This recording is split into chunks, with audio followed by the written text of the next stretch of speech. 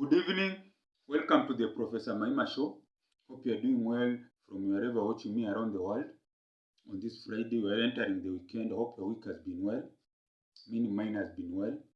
So today I'll talk about something that has hit the headlines here in Kenya. It's called the finance bill.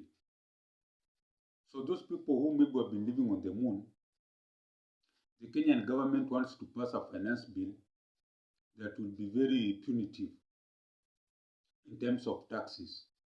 The argument by the government is that Kenya is in debt because any development to be done in the country is requiring loans from our partners, the so-called partners in quotes. So our president said that we need to generate our own wealth, own money, so that we can start using the money for development. And how do you generate money for development in a country if you are not getting loans from outside? It's through taxes. So if you go to developed countries like in Europe or America, taxes are high, but the services are good, top notch. But yeah, that's a story for another day. So the biggest problem here in Kenya has been these demonstrations. In the past, Kenya has had demonstrations for many years. But now the only difference with this one was that this one has been led by the so-called young people below 25, the Gen Z. I told Gen Z are people who were born at the turn of the century. They knew it was called the new century, the 20th century, 21st century, something like that. So these young people, first of all, they are not tribal. They don't know tribe. They speak our national language, Kiswahili, very well, most of them. And they have this discipline. You see, in Kenya, when you have demonstrations, people go and steal from people, break property. So the government always has the excuse to use violence. These young men and women were very peaceful. No single shop was broken into, no vehicle was damaged, no person was even, let's say, how can I say, people stealing things from people. Isn't it? So that's why I'm talking about the Kenya Finance Bill. So the Gen Z are right to demonstrate. But the only problem, the negative of it is that the bill will be passed and more taxes will be on the common mwananchi. So what the Gen Z should be doing is offering an alternative. We have this finance bill, yes. You tell the government, how can you raise money? I want to give my 2 cents on the issue. First of all, the Kenyan has the biggest resource in Kenya is land and the people. Most of the young people who are trained and also others are untrained. You can call it labor. Labor force is there, whether skilled or not. So now, if you are to ask yourself, how does the Kenyan government utilize this God-given resource? First of all, education should be free. That's the basic. Most Kenyans should be in school to get basic education. That is from nursery to, I don't know, they call it class 8, grade 12. After that, they can find a way of earning a skill through apprenticeship or doing something. But the bottom line is that we have to have free basic education. Two, government would invest heavily in agriculture. We should give our farmers free fertilizer, give our farmers, it's called what?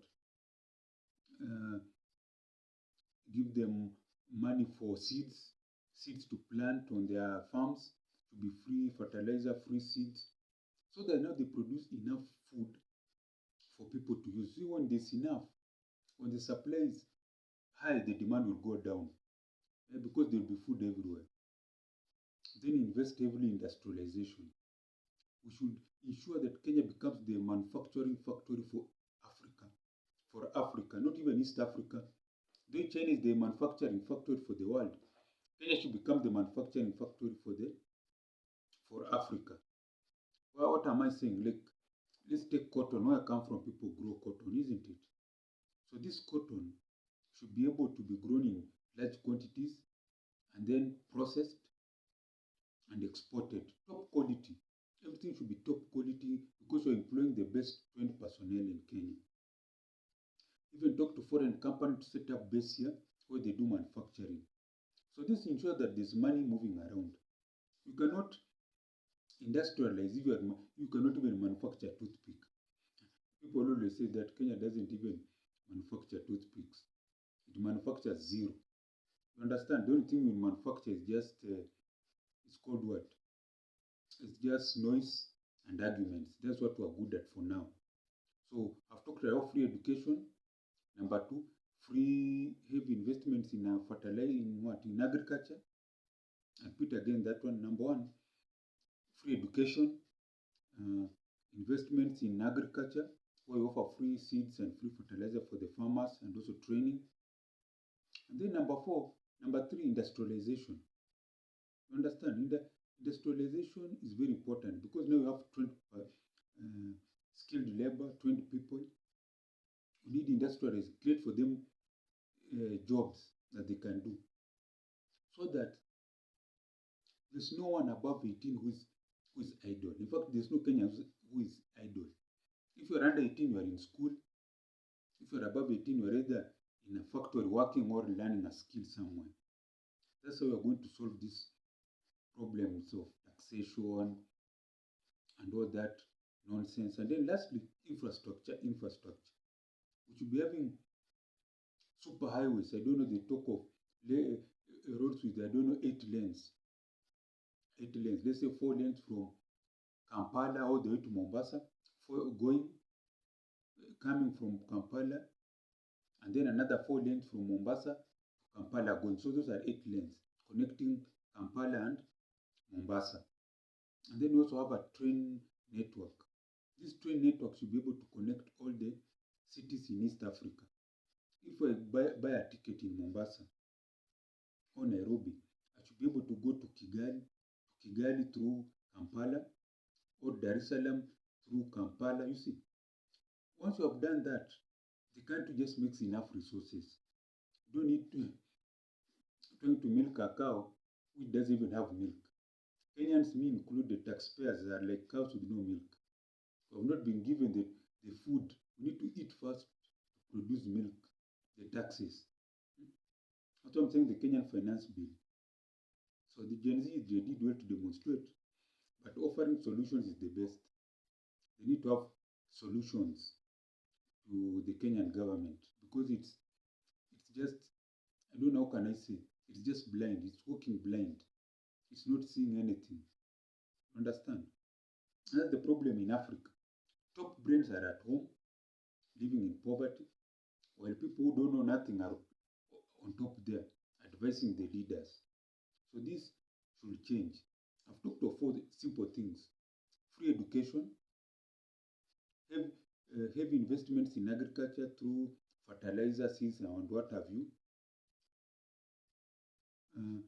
industrialization of the countries will become the factory of Africa, and lastly, infrastructure, roads, network, lanes. There should be super highways running across the whole of the country, and that can just be done in a space of 5 years, connecting. And then also rail network with and without Nairobi. We have a rail network that connects East Africa as a whole, because we are now like one federation, we are like a country. That's what we were supposed to be. And lastly, we need a rail network that connects the whole of Nairobi to neighboring towns and counties. So that's my 2 cents on this Kenyan Finance Bill, which is just people don't want to think outside the box. Once you think outside the box, that's how our country grows. Even you, young man and woman watching me, you may be stuck in a rut because you have refused to think outside the box. Think big, live large. Think big, live large. Yeah. So this is the Professor Maima show. If you liked what I've said, you can send something on the mobile number there. I repeat again, +254 769 729 327. I repeat again the mobile number there, +254 769 729 327. And as I always say, things are never that difficult. You just need for you to change your perspective of your situation. Because your situation may be better off than someone else. So with those few words, I just want to say, kwaheri ya kuonana, kwaheri.